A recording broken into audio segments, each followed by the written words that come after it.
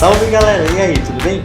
Aqui é o professor Fernando falando e hoje nós teremos a aula 11 da classe 6B que fala sobre o binômio de Newton, a segunda parte. Vamos então relembrar a primeira aula que a gente teve sobre o binômio de Newton. Vimos a fórmula de como se dá a expansão desse binômio, a mais b elevado a n, e eu ainda coloquei aqui embaixo o nosso primeiro exemplo.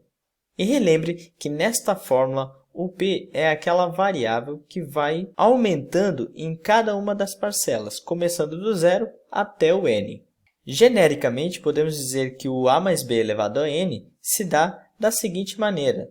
Começando com a primeira parcela em que o p é igual a zero, a segunda parcela o p será igual a 1, na terceira parcela o p será igual a 2 e assim segue até o p chegar igual a n. A cada uma dessas parcelas damos o nome de termo. Portanto, essa primeira parcela será o nosso primeiro termo.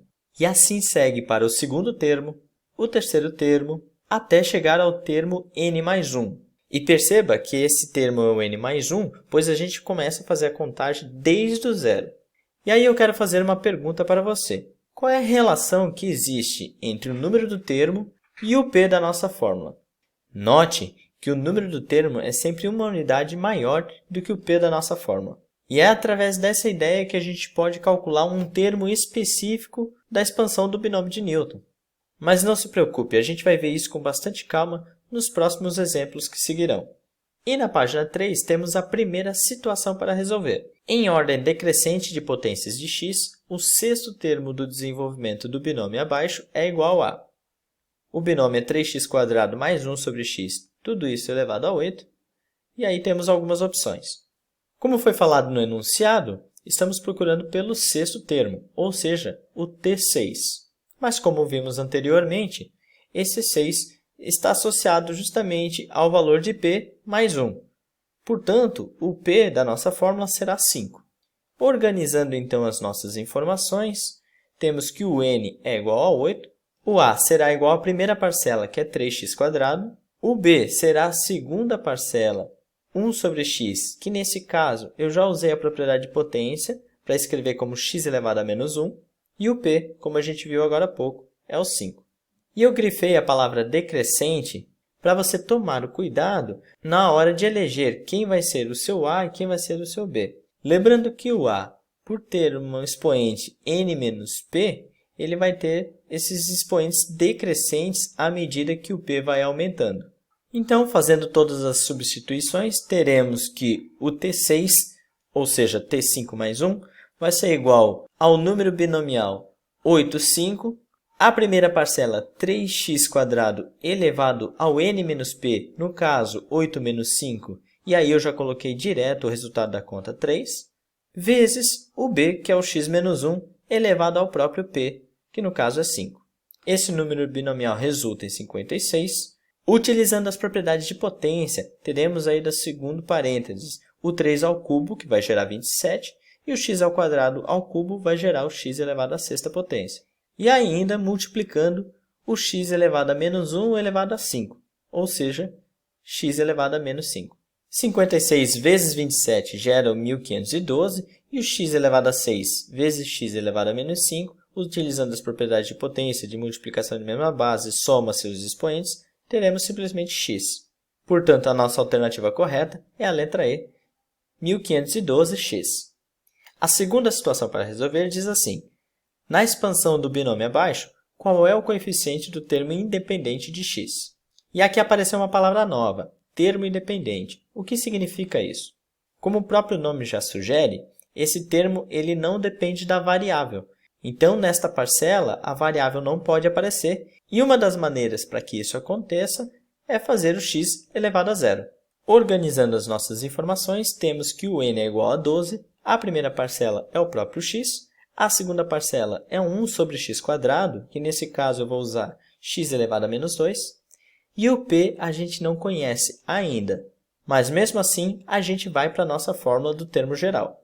Substituindo as informações que a gente conhece, temos a seguinte expressão.